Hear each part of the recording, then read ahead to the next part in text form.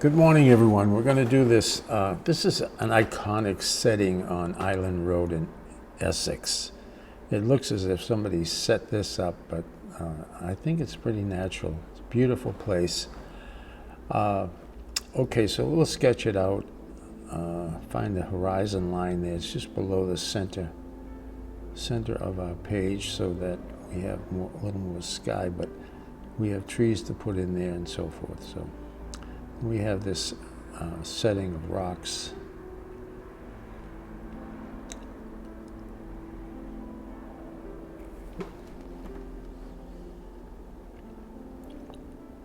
Just a suggestion of the rocks. You know, you're not really doing a portrait, or you're not doing this detailed portrait. It's going to be close, but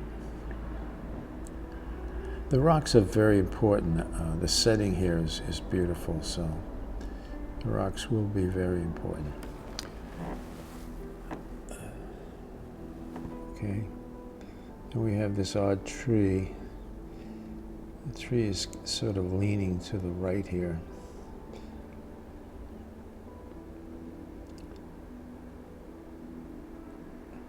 So very light with your pencil, and just suggest where these big shapes are. Don't need to get into any detail. There's a little spot there, and then there's that back section. Okay. All right. I'm going to do the three-color sky here. Aurelian yellow. Just put a nice wash of Aurelian yellow on there. Not too much, because if you get too much yellow, you're going to get a green sky. And then we're going to drop some rose on top of that.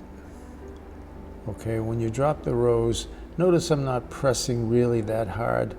You're not looking to mix the colors. You want the colors to mix themselves.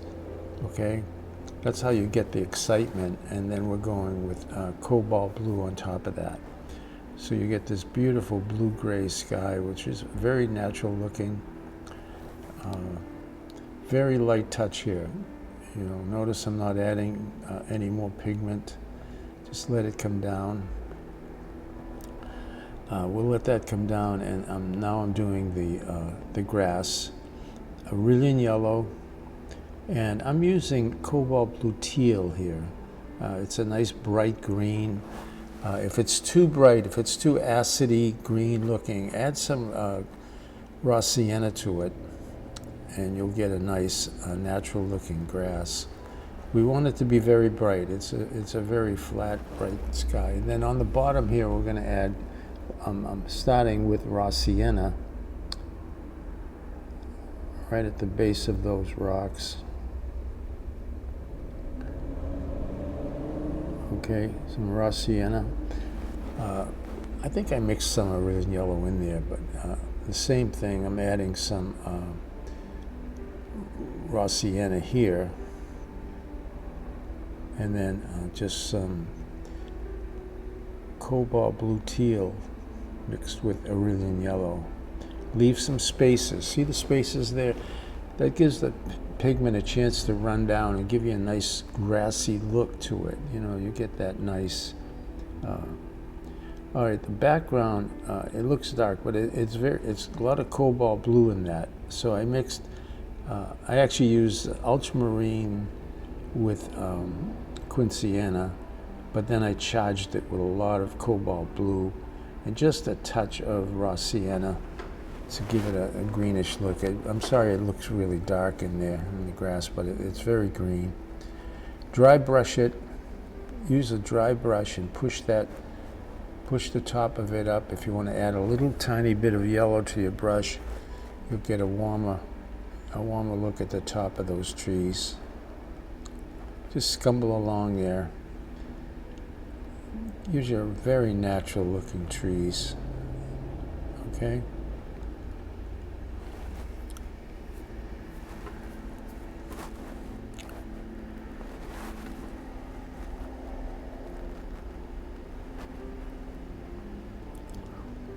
Putting a little bit of shadow under the bottom, just softening that line. It's very hard. All right, I'm going to start the rocks with some raw sienna, and then some very light cobalt blue. So rocks are always warm and cool. In this case, it's raw sienna with cobalt blue. and just spread it very light. You can see the cobalt blue I'm using is very watery, so it's giving me a chance to push that raw sienna around to get some nice, okay, nice raw sienna, cobalt blue, you'll see. And then here I'm using a credit card, just using a little bit of the texture of the paper here to get a nice rock texture in the painting. So once I get that, I get an idea where my rocks are. You know, you can lay out your rocks with that credit card. Now we're going to go in and detail this. You can see from the photo there's some very dark spots there, you know, and you want to get those all. A lot of dry brush work here. Lay in the paint, come back with a very dry brush and push that tree, I'm sorry, the grass, the kind of wild grass growing around these rocks. Push those up. But watch your values. Make sure you get some nice dark values in there. That'll really help you to define these some of these rocks.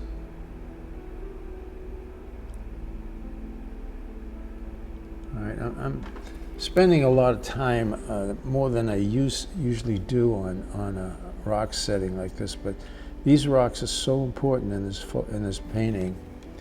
So we really want to do some detail work and get a sense for a real natural rock formation and look.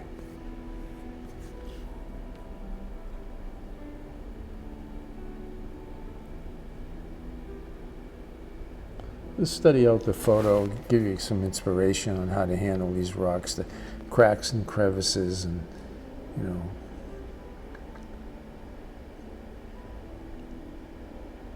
Some nice warm colors, some nice dark colors. Use the back of your brush. Some really deep, darker spots in there at the base. So, you know, the dark makes the light pop as well. So, you know, you need that contrast. Okay. All right. All right. Let's move up to that big tree. I'm going back in with my pencil and I'm just going to do a very light, you know, don't be afraid to go back in and redraw it if you need to. I just want to give you an idea of how to approach that. All right, very dark here. This is ultramarine with some quinsienna to get that black, and then I added some, I pushed the quinsienna so it's a warm black. And this is right under that tree. There's no light at all getting in there under that tree. And that gives you that beautiful contrast. All right, so I added some raw sienna to that color. And you can see it's all dry brush from here, okay? Just really push it. And I'm leaving this at the, you know, I'm letting you watch the whole process here. So it's very, very slow, very dry brush.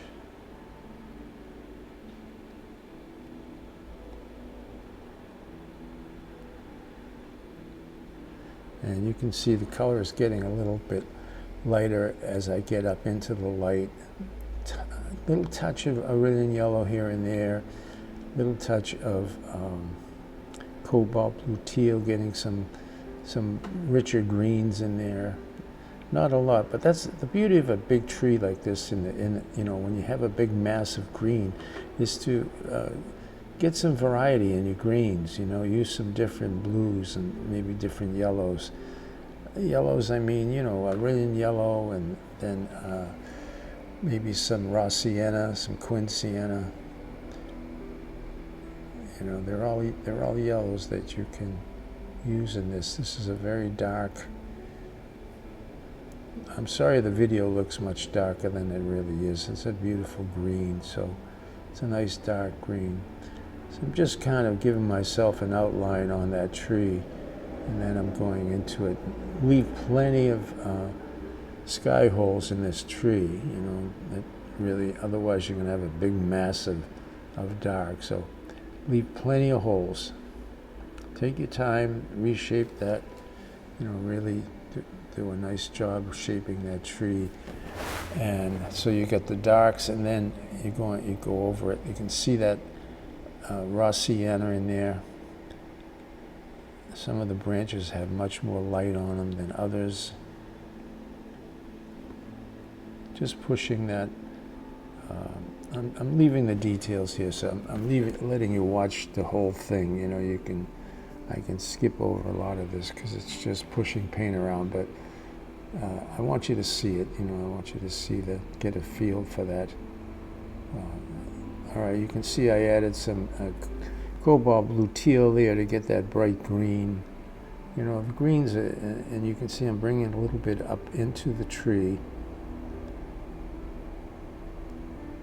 Get rid of those real darks. Not all of them, you know, the darks are coming through the branches, so you want to see that, okay? Same thing down here, a little lighter, you know, a little difference in color. There's a bunch of shrubbery down there growing. All of that is part of the setting. Okay. All right, we have another small tree growing on the right here. All we see are the branches, you know.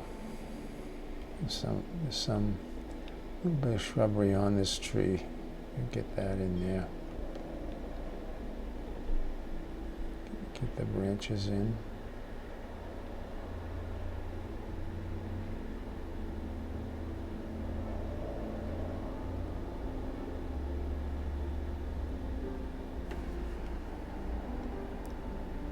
Side of the brush.